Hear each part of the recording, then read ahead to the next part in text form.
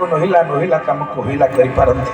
जी जड़ को चेतन अचेतन को जड़ करिपारंती जे संभव को असंभव असंभव को संभव करिपारंती से जगन्नाथ को छड़ा किए पारंती सत सत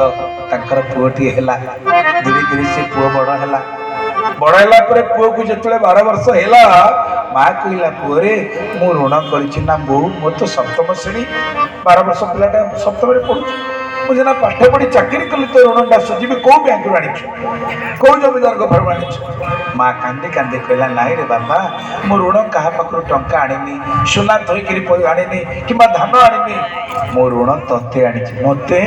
कौ जमीदार पाखर आनी ना विश्व ब्रह्मांडर जे मालिक सी हूँ बोल जगन्नाथ महाप्रभु की कथा कहूँ माँ मत ऋण आनी मुझे सुझी कहलु ना बाबा तू तो बड़ हो गलु मु ठाकुर को कही प्रभु मो पुओ 12 वर्ष रहिले मो दंडवत पकी पकिया जाजपुर आनी आउ ते बड़ दांडे टिके दर्शन कर रथ पर कहना पुरी रे गोटे कथा माने से कथा विशेष भाव में ख्याति लाभ करिछि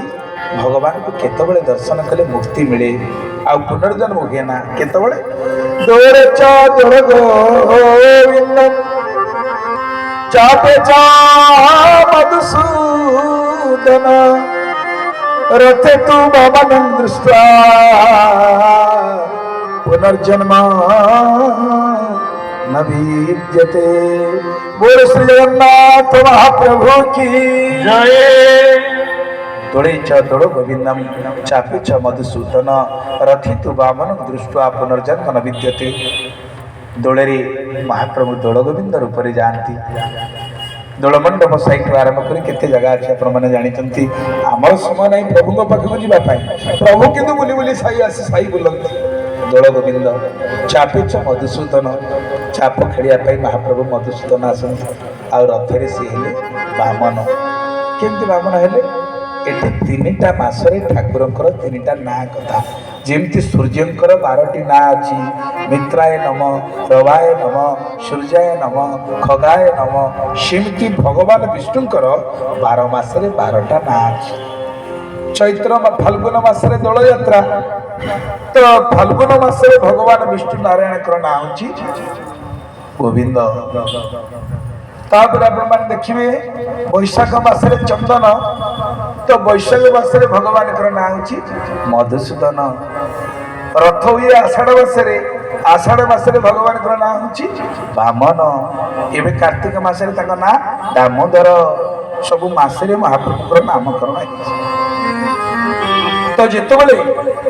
महाप्रभु को दर्शन कला पुनर्जन्म हबनी बोली विश्वास आसी जाइए माँ कहूँ मो पुओ को निभी निश्चय दर्शन करेबी माँ पुओ जी यात्रा आरंभ कर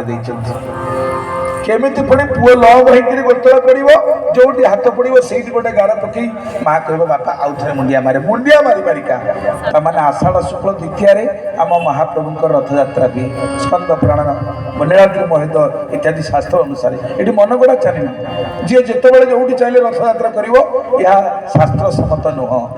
संपूर्ण शास्त्र विरोधी कथा कहना आम जगन्नाथ महाप्रभु वेदांत वेद्य प्रतिपादित प्रभु शास्त्र सम्मत यात्रा ये मन इच्छा कई यात्रा करूना